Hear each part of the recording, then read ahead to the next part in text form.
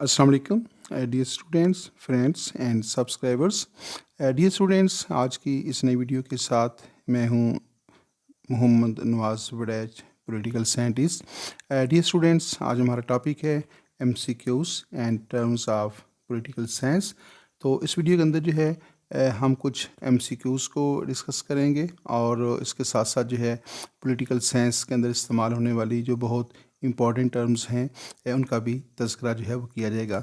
आइए इस वीडियो का बाकायदा तौर पे आगाज़ करते हैं।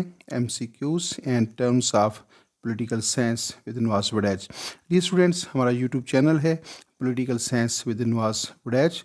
उम्मीद है हमारी ये कावस जो है आप तक पॉलिटिकल साइंस के मतलब मुख्तलिफ़ मालूमात पहुँचाने की वो ज़रूर आपके लिए कारगर साबित हो रही होगी। हमें आपके फ़ीडबैक का इंतज़ार रहता है। उम्मीद है कि आप इस वीडियो के ऊपर भी जो है अपना कीमती फ़ीडबैक हमें तक ज़रूर पहुँचाएँगे। डियर स्टूडेंट्स, आइए इस वीडियो का आगाज़ करते हैं। विच theory of the origin of the states that the state is a creation of people. तो डियर स्टूडेंट्स, पॉलिटिकल साइंस का एक इंतहाई इम्पॉर्टेंट टॉपिक है कि स्टेट जो है, रियासत जो है, वो किस तरह वजूद में आई है। तो इसके बारे में जो है मुख्तलिफ़ थेरीज़ पाई जाती हैं। 6 थेरीज़ जो हैं इसके बारे में पाई जाती हैं, जिनमें से एक थेरी के मुताबिक जो है रियासत जो है उसको इंसानों ने बनाया है, यानी इंसान जो है उसने शौरी तौर पे कोशिश करके, जद्दोजहद करके जो है रियासत जैसा अदारा जो है वो कायम किया है। तो आपने बताना ये है कि according to the which theory of the origin of the state that state is the creation of people. So the correct answer is social contract. According to the social contract theory, state is the creation of people, यानी नज़रिया मुहदा इमरानी जो है, social contract जो है, उसके मुताबिक रियासत जो है वो एक इंसानी अदारा है और इंसानों का बनाया हुआ अदारा है। इसका मतलब ये है कि रियासत को ना तो खुदा ताला ने बनाया है और ये ना ही किसी और ज़रिए से वजूद में आई है, बल्कि इंसान जो है उसने बाकायदा तौर पे एक सोशल कंट्रैक्ट किया, एक मुआहदा किया और उस सोशल कंट्रैक्ट के नतीजे में जो है रियासत जैसा अजीम दारा जो है वो वजूद में आया। हमारे पास दूसरा क्वेश्चन है, इन विच theory of the origin of the state God is regarded as the creator of the state.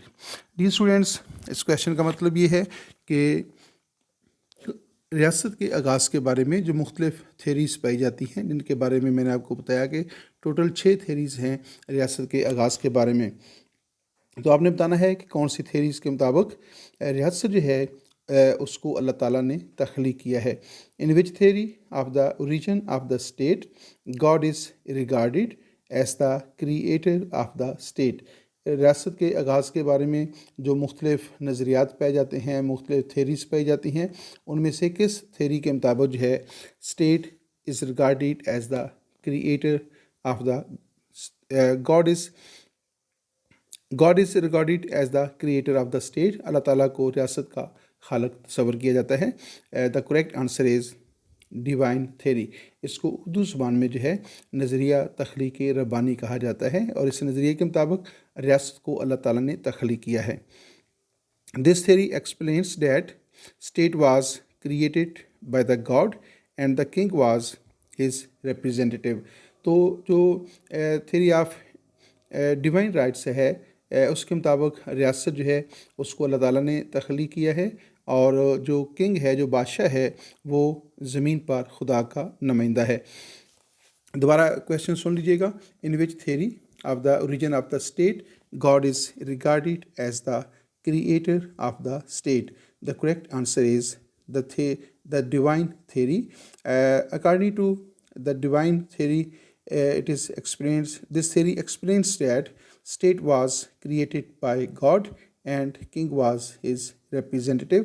इस नज़रिए के मुताबिक रियासत को अल्लाह ताला ने तख्लीक किया है और बादशाह जो है वो ज़मीन पर खुदा का नुमाइंदा है।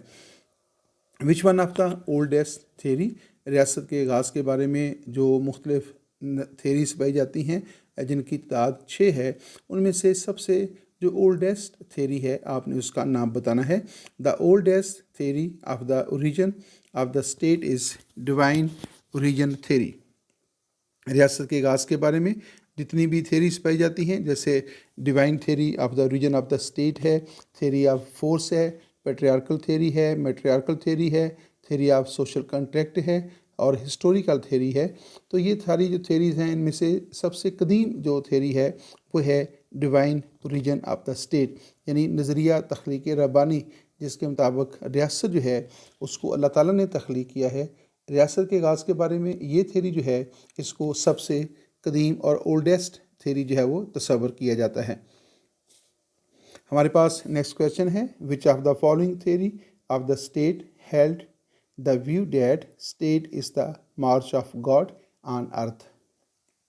آپ نے بتانا یہ ہے کہ یہ جو اسٹیٹمنٹ ہے ریاست کے بارے میں، state is the march of God on earth, تو آپ نے بتانا یہ ہے کہ یہ مشہور اسٹیٹمنٹ جو ہے یہ کس سیاسی مفکر کی ہے، یا کس سیاسی ریاست کے بارے میں کس سیاسی مفکر کے نظریے پر مبنی ہے. Which of the following theory of the state held the view that state is the march of God on earth. The correct answer is Hegel's theory of the state. تو ہیگل جو ہے اس کا کہنا یہ ہے کہ state is the march of God on earth, یعنی ریاست جو ہے وہ زمین پر خدا کا سایہ ہے یا خدا کا عکس ہے. تو ریاست کے بارے میں جو ہے جو جرمن مفکرز ہیں ان کے نظریات بڑے دلچسپ ہیں. اس کے جو ہیگل ہے اس کا یہ کہنا کہ state is the march of God on earth, تو یہ انہی دلچسپ نظریات میں سے ایک ہے. نیکسٹ ہمارے پاس کویشچن ہے، who said God is dead. یہ بھی ایک جرمن فلاسفر ہے جس نے کہا کہ گاڈ از ڈیڈ، خدا جو ہے وہ مر گیا ہے. یہ لفظی ترجمہ اس کا نہیں بلکہ یہ ایک خاص تناظر میں جو ہے اس نے بات کی تھی.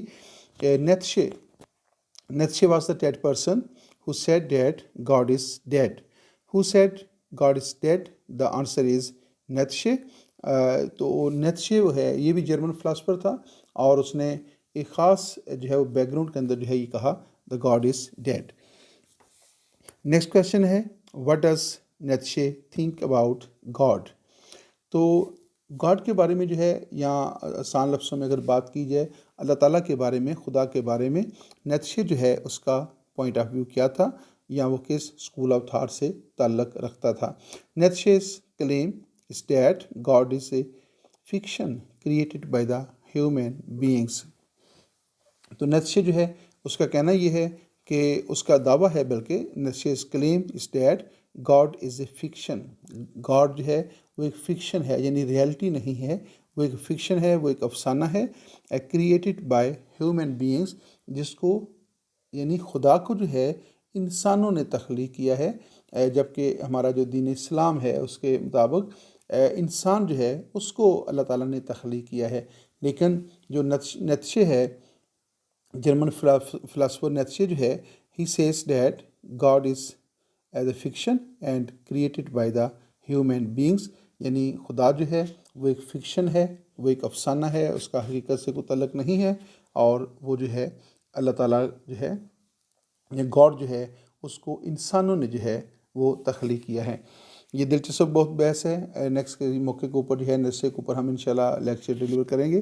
تو نیتشے کے جو فلسفی ہے اس سے ہم ضرور جو ہے وہ مستفید ہونے کی کوشش بھی کریں گے. What is the main ideology of Karl Marx. Karl Marx جو ہے جس کا تعلق جو ماڈرن کمیونزم ہے اور اس کو فادر آف ماڈرن کمیونزم بھی کہا جاتا ہے، تو اس کے بارے میں آپ نے بتانا یہ ہے کہ what is the main ideology of Karl Marx. Karl Marx کی جو مین آئیڈیالوجی تھی وہ کیا تھی؟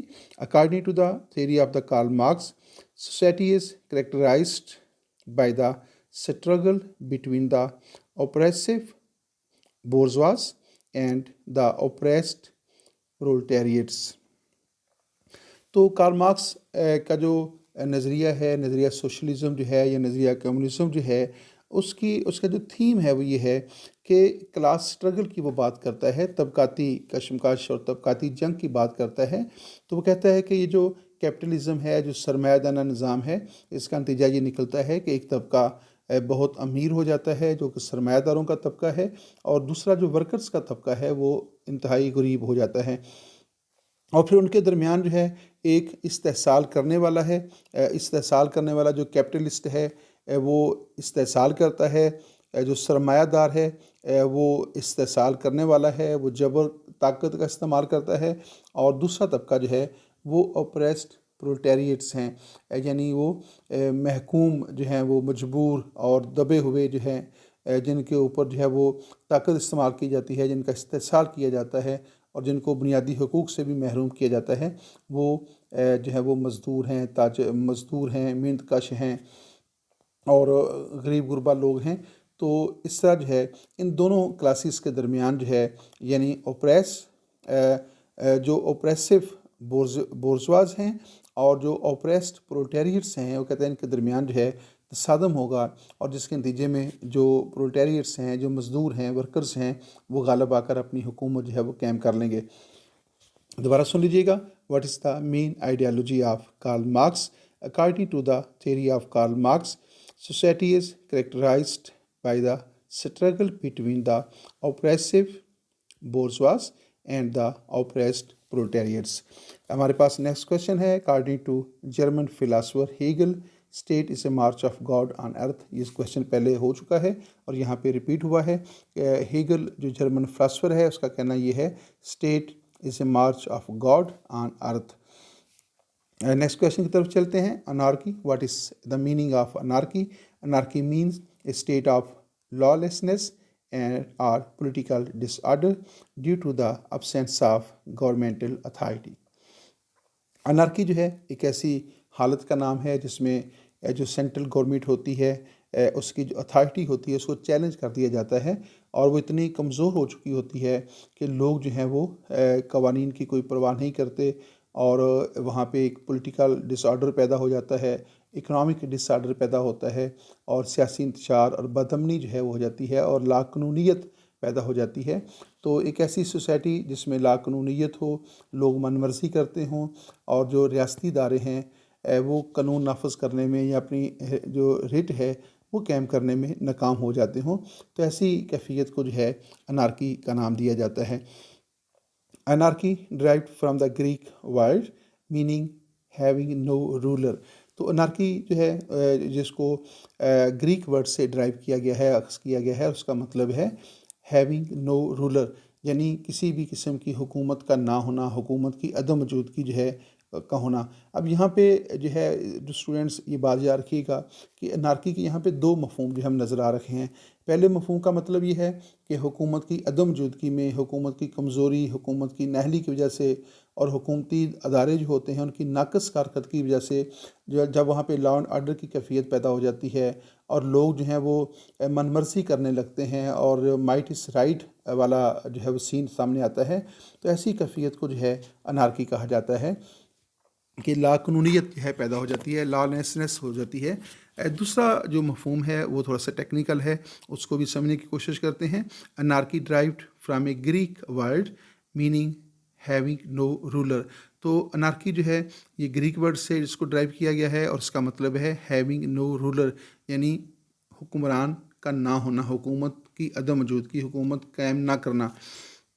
इसे brief system that rejects governmental authority in favor of self governing। अब जो दूसरी बात कही गई है उसमें यह है कि जो अनार्किस्ट हैं वो कानून के या रियासत हुकूमत के ख़िलाफ़ नहीं हैं, बल्कि उनका पॉइंट ऑफ व्यू ये है कि इंसान जो है उसको अपने ऊपर ख़ुद रूल करना चाहिए। वो सेल्फ़ रूल की बात करते हैं। तो ज़ाहिर है जब सेल्फ़ रूल होगा तो वहाँ पे किसी और गवर्नमेंट की जो है वहाँ पे ज़रूरत जो है वो नहीं होगी। इसलिए वो क्या करते हैं, दे reject the governmental authority in favour of self governing.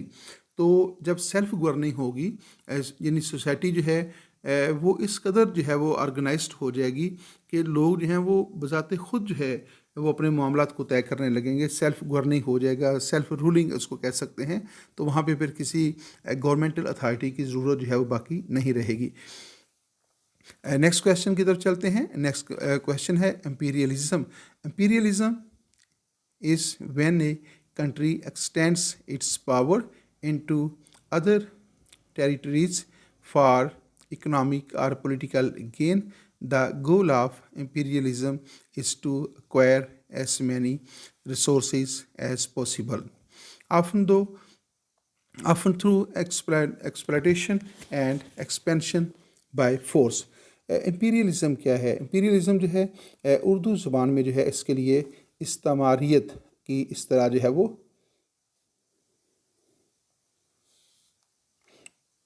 Urdu زبان میں اس کو استعماریت کہا جاتا ہے امپیریلزم کو. اور imperialism is when a countries extends, کیا ہے؟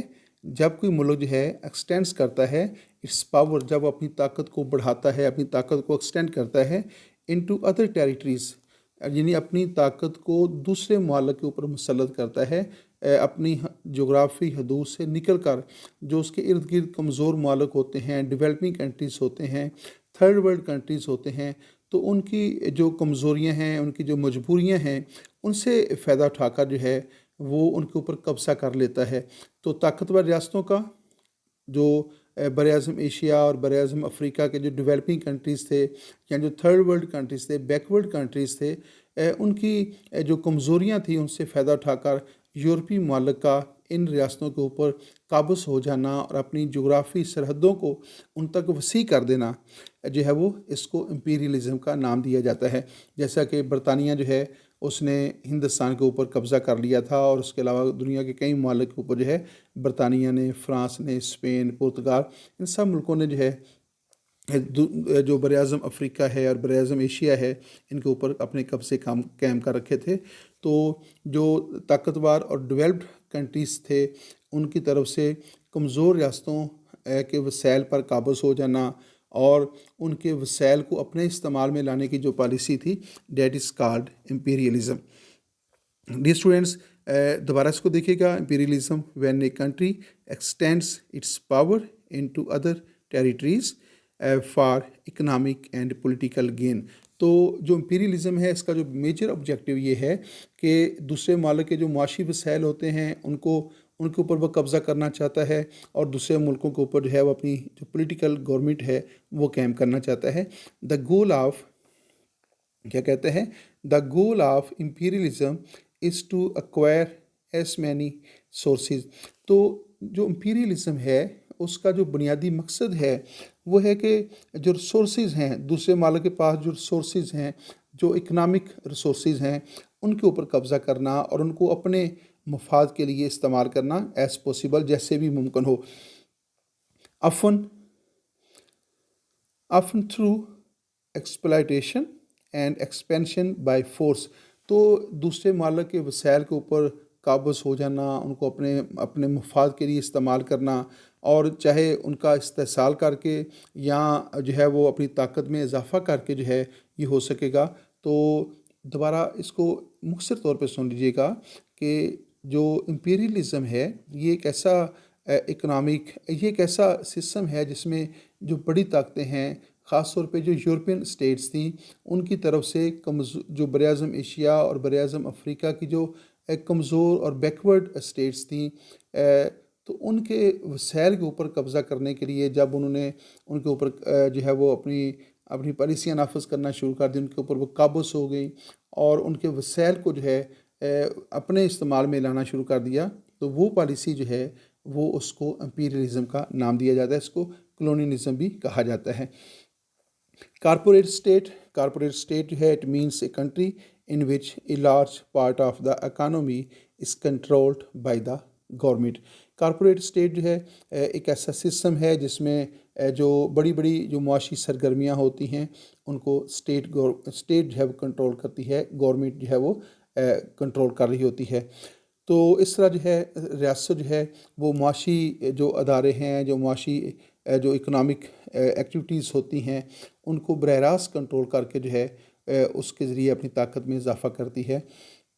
تو ایسا سسٹم جو ہے جس میں لوگ جو ہیں ان کو جو ہے وہ مجبور کیا جاتا ہے کہ وہ بڑی کارپوریشنز کے اندر کام کریں جو ریاست کی تحویل میں ہیں، اور پھر ریاست ان کے اپنی مرضی کے مطابق ان کو معاوضہ جو ہے وہ دیتی ہے.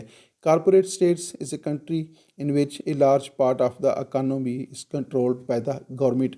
تو اس میں جو جتنے بھی بڑے جو اکانومک ادارے ہوتے ہیں، معاشی ادارے ہوتے ہیں، ان کو اسٹیٹ جو ہے وہ کنٹرول کر رہی ہوتی ہے۔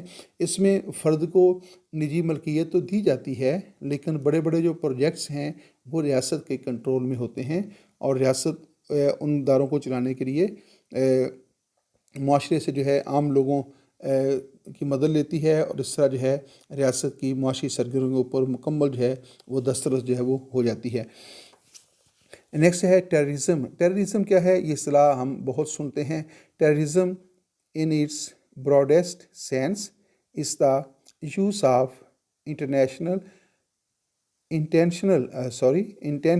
violence and fear to achieve political aims۔ تو ڈیئر اسٹوڈینٹس، ہوتا یہ ہے کہ کوئی جو پولیٹیکل گروپ ہے یا کوئی کسی بھی قسم کا کوئی گروہ ہے جو اس کا تعلق جو ہے وہ کسی بھی زندگی کے شعبے کے ساتھ ہو سکتا ہے، تو اس کے کچھ پولیٹیکل آبجیکٹیوز ہوتے ہیں، کچھ پولیٹیکل ایمز ہوتے ہیں، تو وہ ان ایمز کو جو ہے حاصل کرنے کے لیے وہ قانونی رستہ اختیار نہیں کرتا، وہ دستوری رستہ اختیار نہیں کرتا۔ جو لیگل پروسیس ہوتا ہے اس کو فالو کرنے کی بجائے وہ تشدد کا استعمال کرتا ہے، وہ سوسائٹی کے اندر جو ہے فیئر جو ہے، خوف جو ہے وہ پیدا کرتا ہے، اور پرتشدد سرگرمیوں کو پروموٹ کر کے جو ہے وہ اپنا جو پولیٹیکل ایجنڈا ہے اس کو حاصل کرنے کی کوشش کرتا ہے، تاکہ حکومت کو ناکام کیا جا سکے، حکومت کو فیل کیا جا سکے، اور حکومت کو مجبور کیا جا سکے کہ وہ اس کے ایجنڈے کو اوپر آ کر جو ہے بات کرے۔ تو کسی بھی گروہ کی طرف سے اپنے سیاسی مقاصد کو حاصل کرنے کے لیے اس کی طرف سے جو وائلنس کیا جاتا ہے، تاکہ لوگوں کے اندر خوف و ہراس پیدا کیا جائے، اور لوگوں کے اندر یہ تاثر پیدا کیا جائے کہ یہ حکومت جو ہے ناکام ہو چکی ہے، اس حکومت کے اندر ایبلٹی نہیں ہے کہ وہ لوگوں کی جان، مال اور عزت کا تحفظ دے سکے، اور لوگ اپنے آپ کو غیر محفوظ محسوس کرنے لگیں۔ تو یہ جو خوف ہے لوگوں کے اندر جو ہے، اس خوف کو پیدا کرنے کا نام جو ہے سیاسی مقاصد کے لیے عام لوگوں کے اندر خوف و ہراس پیدا کر کے اپنے پولیٹیکل ایجنڈے کو حاصل کرنے کا نام جو ہے وہ ٹیررزم ہوتا ہے۔ دوبارہ دیکھیے گا، terrorism in its broadest sense is the use of intentional violence. تو یہ جو وائلنس ہوتا ہے جو ہے انٹینشنل ہوتا ہے، اس کے پیچھے کوئی نہ کوئی ایجنڈا ہوتا ہے، and fear to achieve the political aims, the unlawful use of violence and intimidation especially against the civilian in the pursuit of political aims۔ تو کوئی بھی جو گروہ ہوتا ہے وہ اپنے جو پولیٹیکل ایمس ہوتے ہیں ان کو پرسیو کرنے کے لیے، ان کو حاصل کرنے کے لیے جو ہے لوگوں کے اندر جو ہے وہ خوف و ہراس جو پیدا کرتا ہے، اس کو ٹیررزم کا نام جو ہے وہ دیا جاتا ہے۔ آئیے نیکسٹ کویشچن کی طرف چلتے ہیں۔ Globalisation, what is the meaning of globalisation? Globalisation is the word used to describe the growing interdependence of the world's economies, cultures, and population, and brought about by cross-border trade in goods and services, technology, and flows of investment, people, and information۔ تو dear students, جو globalisation ہے اس کو اب یوں کہہ لیں کہ globalisation کا جو آبجیکٹیو ہے وہ ہے ون ورلڈ، ایک دنیا۔ تو اب جیسے جیسے دنیا جو ہے وہ آگے بڑھ رہی ہے، تو ریاستوں کے درمیان جو ہے وہ جو انٹرڈیپینڈنس ہے، باہمی انحصار، وہ بہت بڑھتا جا رہا ہے۔ اب ریاستوں کی ضروریات اتنی بڑھ گئی ہیں کہ کوئی بھی ریاست جو ہے وہ ان ضروریات کو اکیلے پورا کرنے کی صلاحیت نہیں رکھتی، اور ہر ریاست کو جو ہے وہ اپنی ضروریات پورا کرنے کے لیے اس کو دوسری ریاستوں کے اوپر ڈیپینڈ کرنا پڑتا ہے۔ اور آپ دیکھ رہے ہیں کہ جو بڑی بڑی جو ہیں کارپوریشنز ہیں، بڑے بڑے جو معاشی ادارے ہیں جو مختلف ضروریات زندگی پیدا کرتے ہیں، ان کے ہیڈ کوارٹرز تو کسی ایک دنیا کے علاقے میں ہیں، لیکن ان کا جو نیٹ ورک ہے وہ پوری دنیا کے اندر جو ہے پھیلا ہوا ہے۔ پوری دنیا کے اندر جو ہے ایک قسم کے آپ کو گارمنٹس ملتے ہیں، ایک قسم کے جو ہے وہ آپ کو ادویات مل جاتی ہیں، ایک قسم کی آپ کو ٹیکنالوجی مل جاتی ہے۔ تو اب کسی ایک چیز کے اوپر جو ہے ایسا نہیں ہو رہا کہ کسی ایک چیز کے اوپر کسی ایک ملک کی ہی اجارہ داری ہوگی۔ تو اب جو ایک کیپٹلزم جو ہے اس نے اتنی وسعت اختیار کر لی ہے کہ اب پوری دنیا کے اندر جو ہے آپ کو ایک کامن کلچر جو ہے وہ نظر آئے گا، اور وہی چیز جو ہے ونس ان دا ورلڈ، دنیا کے اندر ایک ہونے کا جو احساس ہے، وہیں جو ہے وہ گلوبلائزیشن جو ہے وہ کہلاتا ہے۔ انفارمیشن جو ہے بڑی تیزی کے ساتھ جو ہے پھیلتی ہیں، اور جو اکنامک ایکٹیویٹیز ہیں، جو کلچرز ہیں، وہ جو ہے ایک دوسرے کے اوپر بڑی تیزی کے ساتھ انفلوئنس کر رہے ہیں۔ ٹرانسفر آف پاپولیشن جو ہے بہت زیادہ ہو گئی ہے۔ Brought about the cross border trade, تو کراس بارڈر ٹریڈ جو ہے ایک ملک سے دوسرے ملک میں، دوسرے سے تیسرے ملک میں، تو یہ اب جو ٹریڈ کی جو سرگرمیاں ہیں یہ بڑی کامن ہو گئی ہیں۔ تو یہ جو ساری چیزیں ہیں جس میں ہر ریاست کو دوسری ریاست کے اوپر ڈپینڈ کرنا پڑتا ہے، اور اب دیکھیں خاص طور پہ جو ہے جو پوسٹ ورلڈ وار کا جو ایرا ہے اس میں بے شمار انٹرنیشنل آرگنائزیشنز جو ہیں وہ قائم ہو گئی ہیں، تو دنیا کے جتنے بھی مسائل ہیں، دنیا کے جتنے بھی معاملات ہیں، ان کو اب ریاستیں مل جل کر جو ہے وہ حل کرنے کی کوشش کر رہی ہیں۔ یعنی پوری دنیا، جب دنیا کے اندر کوئی ایک مسئلہ پیدا ہوتا ہے، جیسے ٹیررزم ہے، تو ٹیررزم سے پوری دنیا متاثر ہو رہی ہے، یا کسی خاص شعبے کے اندر ٹیکنالوجی جو ہے وہ ترقی کرتی ہے، تو اس سے استفادہ بھی پوری دنیا جو ہے وہ کر رہی ہے۔ تو یہ جو دنیا کے اندر ایک دوسرے کے ساتھ لنک ہو رکھا ہے، اور وہ تجارتی سرگرمیاں بڑھ گئی ہیں، جو معاشی سرگرمیاں ہیں اس کے اندر بڑی وسعت پیدا ہو گئی ہے، جو ریپڈ انفارمیشن ہیں، بڑی تیزی کے ساتھ انفارمیشن جو ہیں ٹرانسفر ہوتی ہیں، تو اس سے لوگوں کی جو مائگریشن ہے ایک ملک سے دوسرے ملک میں، تو آپ دیکھتے ہیں کہ یہ ساری جو سینیریو ہے اس کو گلوبلائزیشن جو ہے کہا جاتا ہے۔ Globalisation is the word use to describe the growing interdependence of the world's economies, cultures and population. تو اس میں جو ورلڈ اکانومی ہے، جو ورلڈ کلچر ہے، پاپولیشن ہے، اور جو ٹریڈ ہے، ٹرانسفر آف گوڈس ہے، انویسٹمنٹ ہے، مائگریشن آف دا پیپل ہے، تو یہ اور ٹرانسفر آف انفارمیشن ہے، تو آپ اس میں دیکھیں کہ ہر ریاست جو ہے دوسری ریاست کے اوپر ڈپینڈ کر رہی ہے، اور یہی چیز جو ہے اس کو گلوبلائزیشن کا نام جو ہے وہ دیا جاتا ہے۔ What's the meaning of laissez faire? Laissez faire means allow to do. Laissez faire کا مطلب ہے الاؤ ٹو ڈو، یعنی کوئی کام کرنے کی اجازت دینا۔ Laissez faire is a French word which means allow to do. تو لیزز فیئر جو ہے یہ آپ یاد رکھیے گا کہ بیسیکلی ایک فرینچ ورڈ ہے، اور اس کا مطلب ہے allow to do. It means a policy of minimum governmental interference in the economic affairs of individuals and society۔ تو لیزز فیئر جو ہے دراصل ایک ایسی گورنمنٹل پالیسی ہوتی ہے جس کے تحت وہ افراد اور سوسائٹی جو ہے اس کی معاشی سرگرمیوں کے اندر جو ہے کم از کم مداخلت کرتی ہے۔ گویا جو لیزز فیئر ہے یہ ایک سوشلزم یا سوشلسٹ اور جو کمیونزم ہے اس کے اگینسٹ، اور یہ لیزز فیئر کی پالیسی انہی ریاستوں میں آ سکتی ہے جہاں پہ کیپٹلزم ہو، اور جہاں پہ ویسٹرن ڈیموکریسی پائی جاتی ہو، جہاں پہ فرد جو ہے اس کو پرائیویٹ پراپرٹی رکھنے کی اجازت ہے، اور اس کا جو پروفٹ ہے اس کو اپنی مرضی کے ساتھ استعمال کر سکتا ہے، اور ریاست اس میں جو ہے وہ پہلے تو مداخلت نہیں کرتی، یا کرتی بھی ہے تو وہ بہت نومینل سا ہوتا ہے، برائے نام سی ہوتی ہے۔ تو لیزز فیئر جو ہے ایک ایسی پالیسی ہے جس میں فرد کہ جو معاشی معاملات ہیں اور سوسائٹی کے جو معاشی معاملات ہیں اس میں ریاست کی طرف سے کم از کم مداخلت کی جاتی ہے، یا عدم مداخلت ریاست کی طرف سے افراد کی معاشی سرگرمیوں میں عدم مداخلت کو لیزز فیئر کہا جاتا ہے۔ آئیے نیکسٹ دیکھتے ہیں، نیکسٹ ہمارے پاس کون سی ٹرم ہے؟ ریپریزنٹیو ڈیموکریسی۔ ریپریزنٹیو ڈیموکریسی جو ہے دراصل there are two types of democracy. The first one is direct democracy and the second is called indirect democracy. تو ڈیئر اسٹوڈنٹس، جو انڈائریکٹ ڈیموکریسی ہے اس کے لیے ریپریزنٹیو ڈیموکریسی کی ٹرم بھی استعمال کی جاتی ہے۔ تو انڈائریکٹ ڈیموکریسی میں کیا ہوتا ہے کہ لوگ جو ہیں وہ اپنے نمائندے جو ہیں وہ مقرر کر لیتے ہیں، جو مختلف ریاستی اداروں میں شمولیت اختیار کر کے عوام کی بہتری کے لیے، ان کی ویلفیئر کے لیے جو ہیں وہ فرائض سر انجام دیتے ہیں۔ تو ڈائریکٹ ڈیموکریسی میں کیا ہوتا ہے کہ لوگ خود جو ہیں وہ ذمہ داریاں سر انجام دیتے ہیں، مثلاً خود قانون سازی کرتے ہیں، خود ہی جو ہے وہ ایگزیکٹو کا رول بھی ادا کرتے ہیں اور جوڈیشری کا رول بھی خود ادا کرتے ہیں۔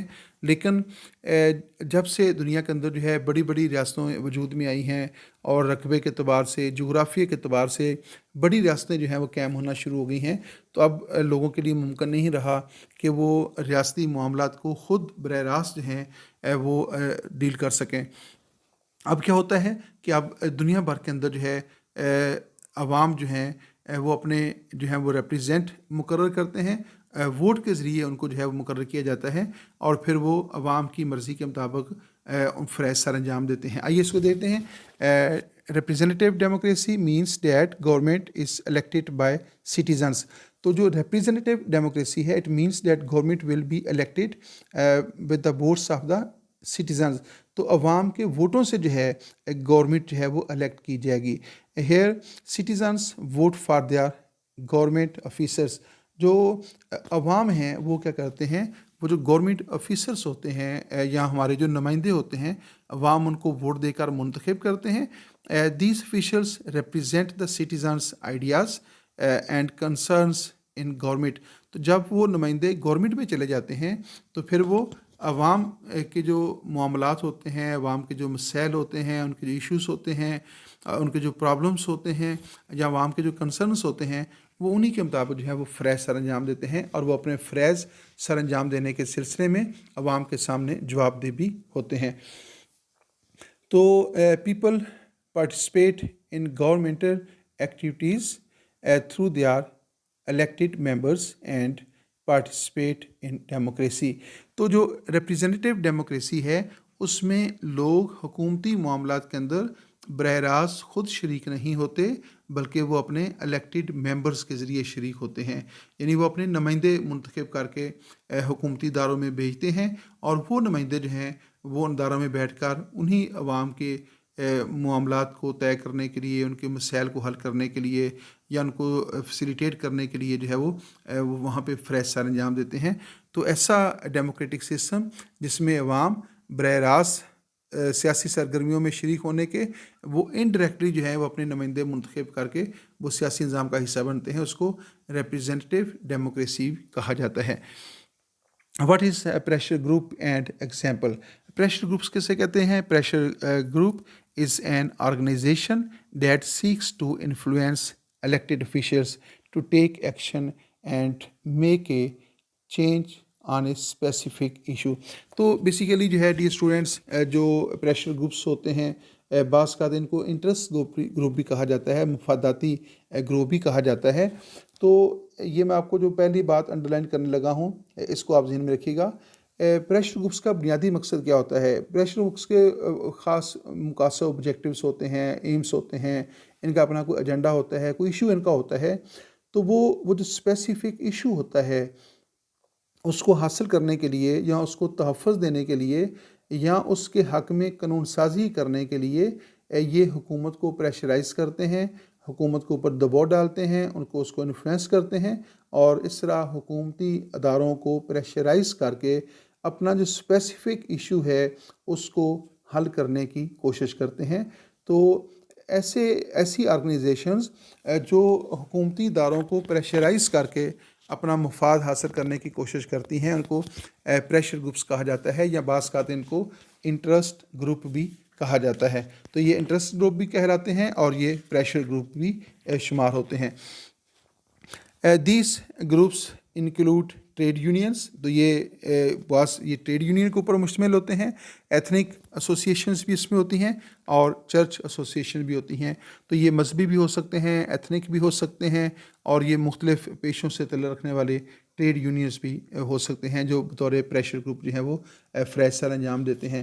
تو پریشر گروپس عام طور پہ کیا ہوتا ہے کہ فرض کریں کہ کوئی ٹریڈ یونین ہے، وکلا کے کوئی مسائل ہیں، ٹیچرز کے مسائل ہوتے ہیں، تاجروں کے مسائل ہوتے ہیں، زندگی کے ہر شعبے، کسانوں کے مسائل ہیں، جیسا کہ آج کل آپ دیکھ رہے ہیں پاکستان پنجاب کے اندر جو ہے کسان جو ہیں وہ بطور پریشر گروپ جو ہے وہ کام کر رہے ہیں اور وہ حکومت کو پریشرائز کرنے کی کوشش کر رہے ہوتے ہیں تاکہ کسانوں کے جو مسائل ہیں ان کو حل کیا جا سکے۔ تو ان کا تعلق جو ہے وہ زندگی کے کسی بھی شعبے کے ساتھ جو ہے وہ ہو سکتا ہے۔